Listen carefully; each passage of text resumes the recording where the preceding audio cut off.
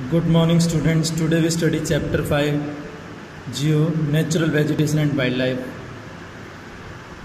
Have you observed the type of trees, bushes, grasses and birds in the fields and park in and around your school? आपने देखे होंगे अपने school के अंदर school के field में, पार्क्स के अंदर bushes, grasses और birds को.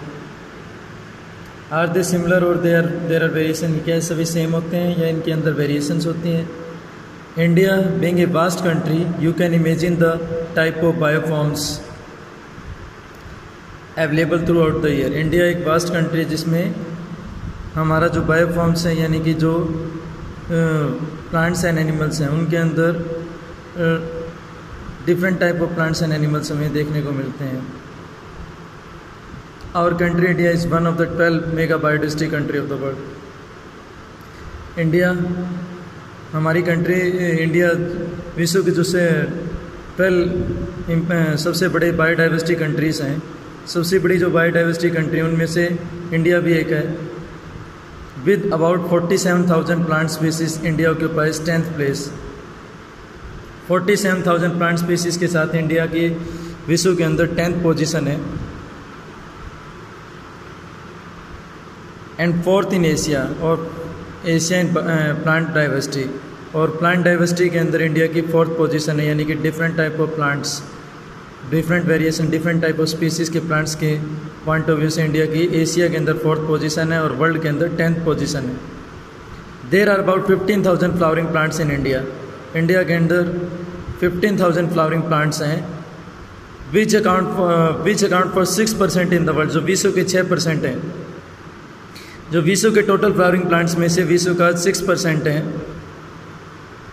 The country has many non flowering plants. Country के अंदर काफ़ी नॉन फ्लावरिंग प्लांट्स भी हैं, such as ferns, algae and fungi. India also has approximately 90,000 species of animals as well as rich variety of fish. India के अंदर 90,000 animals की species हैं, जिसके अंदर रिच वैरायटी ऑफ फिश, जिसमें काफ़ी वैरायटीज़ की फ़िश हैं जो कि फ्रेश और मैरीन वाटर दोनों में मिलती हैं.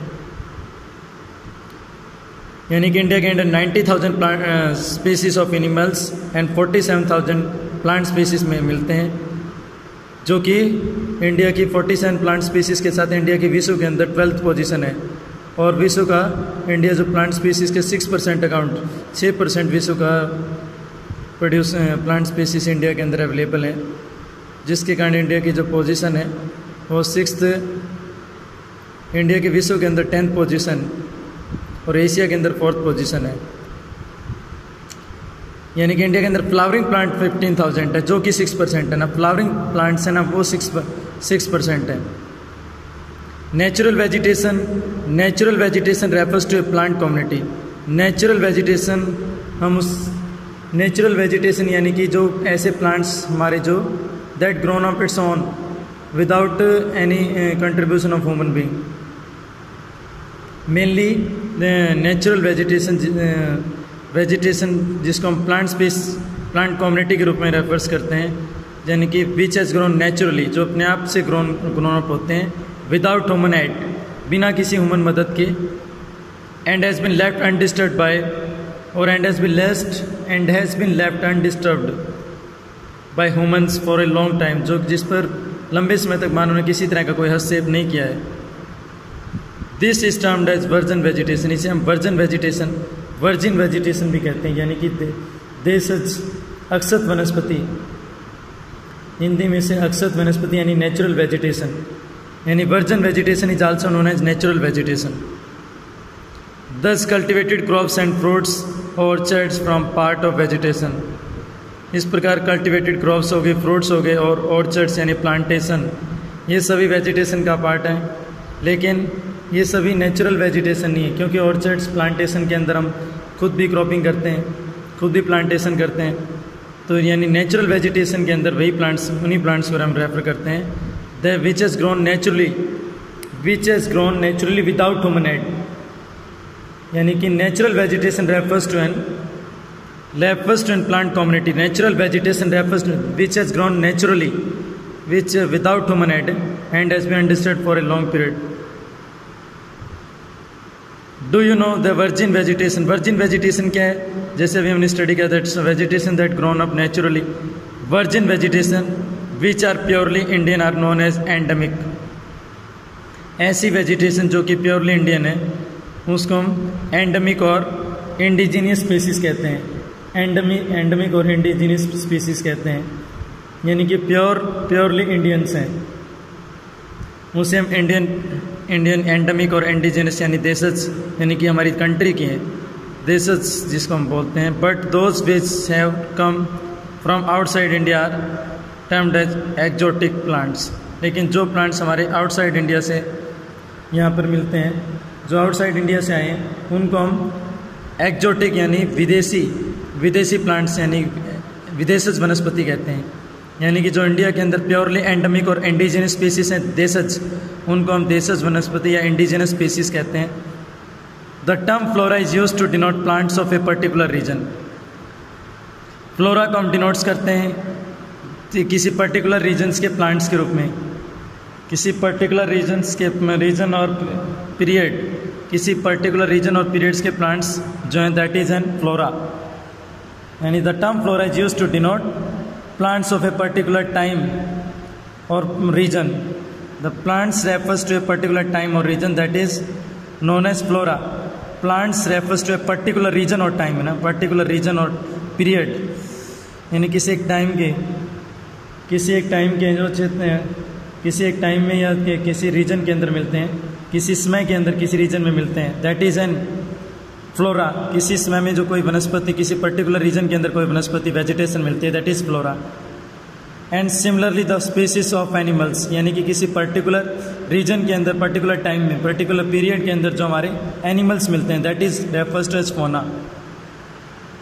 This huge diversity in flora and fauna kingdom is due to the following factors. Flora and fauna के अंदर जो डाइवर्सिटी मिलती है, ड्यू टू दिस फैक्टर्स, यानी हमारे फ्लोरा एंड फोना के अंदर जो डाइवर्सिटी मिलती है प्लांट्स और एनिमल्स के अंदर, due to this factors mainly first one is relief के अंदर हमारे फ्लोरा एंड फोना के अंदर डिफ्रेंसिएशन देखने को मिलती है। रिलीफ धरातल लैंड कैसी है, फर्स्ट वन इसके अंदर हमारा लैंड आता है।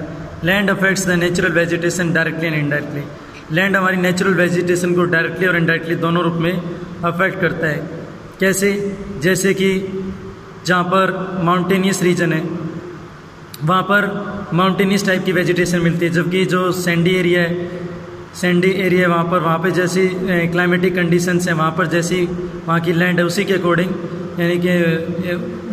यानी वहाँ का टेम्परेचर को जो एक्सेप्ट कर ले, यानी कि उसी के अकॉर्डिंग वहाँ की वेजिटेशन मिलती है। तो यानी कि माउंटेन रीजन्स के अंदर माउंटेन टाइप की जिसको ज़्यादा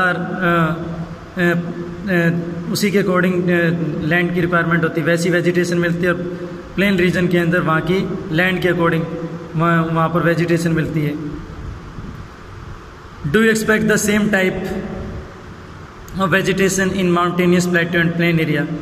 क्या हम इमेजिन कर सकते हैं, एक्सपेक्ट कर सकते हैं? ये हम आशा बिल्कुल नहीं कर सकते कि जो वेजिटेशन हमें माउंटेनियस रीजन में मिलती है वही प्लेटो में मिले और वही प्लेन में। इन सब के अंदर अलग अलग, क्योंकि वहाँ की क्लाइमेटिक, क्योंकि जो प्लेन एरिया वहाँ पर ड्राई प्लेन या सैंडी सोइल्स है या सैंडी एरिया है, वहाँ पर कैसे मिलेगी? वहाँ पर ड्राई एरिया है, तो ड्राई एरिया के अंदर वहाँ पर उसी के अकॉर्डिंग वेजिटेशन मिलेगी। The nature of land influences the type of vegetation. Land का जो नेचर है वो वेजिटेशन की टाइप को इन्फ्लुएंस करता है, प्रभावित करता है। The fertile level is generally devoted to agriculture. Fertile जो लेवल है वो एग्रीकल्चर को समर्पित होता है। The fertile level is generally developed to agriculture. Fertile level को सामान्य रूप से उसमें हम एग्रीकल्चर के लिए डिवोट करते हैं। The undulating and rough terrains are areas where grassland and woodlands develop. Undulating और रफ टेरेन्स जो हैं वहाँ पर ग्रासलैंड और वुडलैंड्स डेवलप्स होते हैं। And give shelter to variety of wild life, और वो डिफरेंट वेराइटीज़ की प्लांट्स और एनिमल्स को इनहेबिटेंट्स यानी कि वहाँ को लिविंग प्रोवाइड करता है, उनको रेजिडेंस देता है। तो undulating and rough terrains are area, undulating यानी उबड़ खाबड़ और रफ टेरेंस है, वहाँ पर ज़्यादातर ग्रासलैंड और वुडलैंड्स डेवलप होते हैं, और वो साथ में वाइल्ड लाइफ को शेल्टर प्रोवाइड करता है, यानी प्लांट्स और एनिमल्स को शेल्टर प्रोवाइड करता है। Soil, what is soil? Soil mainly the layer of grainy soil, the layer of grainy substance. Soil क्या होती है? Define soil, the layer of grainy substance covering the surface of the earth is called soil, यानी कि the thin layer of grainy substance, the thin layer of grainy substance covering the earth surface, covering the earth surface है, covering the surface of the earth, the thin layer of grainy substance, the thin layer of grainy substance covering the surface of the earth, thin layer of grainy substance covering the surface of the earth, that is soil, covering the surface of the earth। यानी कि soils also affect, also vary over space, soils भी अलग अलग space के अंदर vary करती है। different type of soils provide basis for different type of vegetation, अलग अलग type की vegetation, अलग अलग टाइप की वेजिटेशन जो होती है हमारे अलग डिफरेंट स्पेस पर, अलग अलग क्षेत्र पर अलग अलग मिलती है, तो उसी के अकॉर्डिंग वहाँ पर वेजिटेशन भी मिलती है। The sandy of the soils of the desert spot cactus and thorny bushes, जो सैंडी सॉइल्स हैं जो डेजर्ट एरिया के अंदर मिलती है, वो वहाँ पर कैक्टस और थॉर्नी बुशेस मिलते हैं। While wet marshy deltaic soil के अंदर मैंग्रोव्स एंड डेल्टाइक वेजिटेशन मिलती है। The hill slopes with some depth of soil have conical trees, यानी कि हिल स्लोप्स हैं, हिली रीजन्स हैं, हिली रीजन्स के अंदर काफ़ी यानी कि गहराई के अंदर हमें कॉनिकल ट्रीज मिलते हैं। Climate also affect the vegetation, the character and extent of vegetation, यानी कि जो विस्तार होता है कैरेक्टर एंड एक्सटेंट, कैरेक्टर यानी कि विशेषताएँ, यानी कि character and extent of vegetation mainly determined by temperature, यानी कि specific characteristic of vegetation and extent and its extension we can determine through temperature with humidity in the air, temperature with humidity in the air के साथ हम vegetation के extent और उसकी characteristic को measurement कर सकते हैं। Precipitation and soil also affective in this case on the slopes of the Himalayas and the hills of the peninsula, यानी कि slope of the Himalayan slopes और hills of the peninsular region के अंदर, जहाँ पर जिनकी हाइट अबव 950 है, above 915 metres है ना, वहाँ पर टेम्परेचर के अंदर डिप्रेशन आता है, गिरावट आती है। Affects the type of vegetation, and वो क्या करती है, वेजिटेशन की टाइप्स और ग्रोथ को अफेक्ट करती है। And change it tropical to sub tropical temperate and alpine vegetation, और वहाँ की वेजिटेशन ट्रॉपिकल से सब ट्रॉपिकल से एल्पाइन वेजिटेशन के अंदर कन्वर्ट हो जाती है। यानी कि ट्रॉपिकल जहाँ पर ज़्यादा हाई टेम्परेचर होता है, वहाँ पर जैसे कि कैक्टस, जैसे हमारे यहाँ मिलते हैं कैक्टस, या अदर जो हमारे हाई टेम्परेचर के अंदर जो plants and species grown up कर सकते हैं, उसी टाइप की वेजिटेशन उसमें मिलती है। देन उसके बाद मॉडरेट टेम्परेचर, मॉडरेट के अंदर मॉडरेट के अकॉर्डिंग, यानी ऐसी वेजिटेशन हमारी जो कि मॉडरेट टेम्परेचर के अंदर ज़्यादा प्रॉस्पिरियस होती है, उस टाइप की वेजिटेशन हमारी इस टेम्परेचर में मिलती है। Then in alpine vegetation found in, जहाँ पर वेरी लो टेम्परेचर होता है। Tundra regions. Then next one topic is photo period. Photo periods यानी कि sunlight also affect the vegetation, यानी कि sunlight is also the important factors. Sunlight is also affect the vegetation and wild life, vegetation and flora and fauna दोनों को affect करती है। यानी कि फोटो पीरियड के यानी सनलाइट के अकॉर्डिंग भी हमारे वेजिटेशन और एनिमल्स मिलते हैं। The vegetation and duration of sunlight at different places is the variation in duration of sunlight, यानी कि सनलाइट की वेरिएशन, सनलाइट के अंदर जो ड्यूरेशन और उसकी डिफरेंट प्लेसेस के अंदर जो वेरिएशन मिलती है, due to differences in latitude altitude, यानी कि उसके अंदर टेम्परेचर के अंदर एल्टीट्यूड और लैटिट्यूड के अकॉर्डिंग सनलाइट में डिफ्रेंसीसन और वेरिएशन देखने को मिलती है, और उसकी ड्यूरेशन में भी डिफ्रेंसीसन देखने को मिलती है।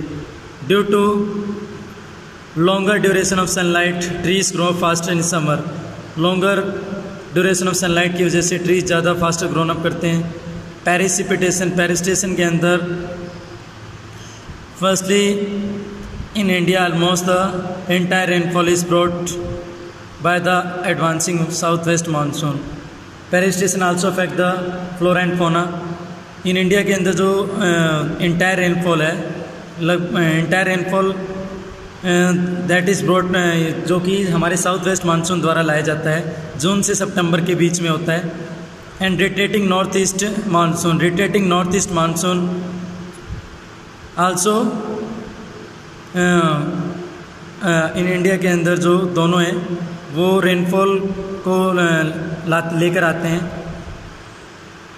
Then areas of heavy rainfall है more dense vegetation as compare to area of less rainfall. यानी कि इसमें इंपॉर्टेंट थिंग क्या है कि जहाँ पर हैवी रेनफॉल होती है वहाँ पर ज़्यादा डेंस वेजिटेशन मिलती है as compare to low rainfall. Have you ever thought as to have forest are important for human beings? क्या अभी हमने कभी विचार किया कि फॉरेस्ट ह्यूमन बींग्स के लिए इंपॉर्टेंट होते हैं? Really forest is most important for human being, more important. Forest are renewable resources. Forest क्या है? रिन्यूएबल रिसोर्सेज हैं। Forest are renewable resources and play major role in enhancing the quality of environment. वो ये environment की quality में सुधार करने में, इन्वायरमेंट की क्वालिटी को इम्प्रूव करने में इन्वायरमेंट का मेजर रोल होता है। They modify local climate. Environment also modify the local climate, control soil erosion. हमारा जो वेजिटेशन है, फॉरेस्ट है, control soil erosion, regulate stream flow को रेगुलेट करते हैं। Support a variety of industries को सपोर्ट करते हैं। Provide livelihood for many communities, और मैनी कम्युनिटीज़ को लाइवलीहुड प्रोवाइड करते हैं। एंड ऑफर पैनोरामिक और स्कैनिक व्यू ऑफ रिक्रिएशन। और क्या करते हैं? स्कैनिक व्यू ऑफ, एक तरह से रिक्रिएशन का फिगर, रिक्रिएशन का पिक्चर रिप्रेजेंट करते हैं, डेमोन्स्ट्रेट करते हैं। They control wind force and temperature. ये क्या करते हैं? विंड फोर्स को कंट्रोल करते हैं और वर्षा लाने में सहायक होते हैं, वर्षा का कारण बनते हैं। They provide humus to the soil and shelter to the wild life. ये क्या करते हैं? सोइल को ह्यूमस प्रोवाइड करते हैं और वाइल्ड लाइफ को शेल्टर प्रोवाइड करते हैं। India's natural vegetation has undergone many changes. India की जो नेचुरल वेजिटेशन है वो मैनी चेंजेस को सफ़र कर रही है due to several factors such as the growing demand for cultivated land, जिसमें कि ज़्यादा बढ़ती कल्टिवेटेड लैंड्स की डिमांड है। Then development of industry and mining. उसके बाद जो इम्पोर्टेंट थिंग्स हैं, इंडस्ट्री का डेवलपमेंट है, माइनिंग है, and urbanisation and overgrazing of pasture. और इसके अंदर अर्बनाइजेशन और ओवरग्रेजिंग ऑफ पास्चर्स भी शामिल है। The vegetation cover of India in large parts is no more natural in the real sense. Vegetation cover जो इंडिया के अंदर है वो रियल सेंस के अंदर लार्ज पार्ट्स के ऊपर नेचुरल रूप में नहीं मिल पा रहा है, except in some inaccessible region. जहाँ पर पहुँच नहीं हो पा रही उसको छोड़कर लगभग सभी रीजन्स पर वेजिटेशन कवर्स है वो रियल सेंस के रूप में, नेचुरल रूप में नहीं मिल पा रहा है। The hilly region of central India and the Marusthali, the vegetation in the most of the area has been modified at some places. In regions के अंदर वेजिटेशन को कुछ चेंज किया गया है और रिप्लेस्ड और डिग्रेडेड बाय ह्यूमन ऑक्यूपेंसी, और उसको रिप्लेस्ड और डिग्रेड किया जा रहा है ह्यूमन ऑक्यूपेंसी के कारण।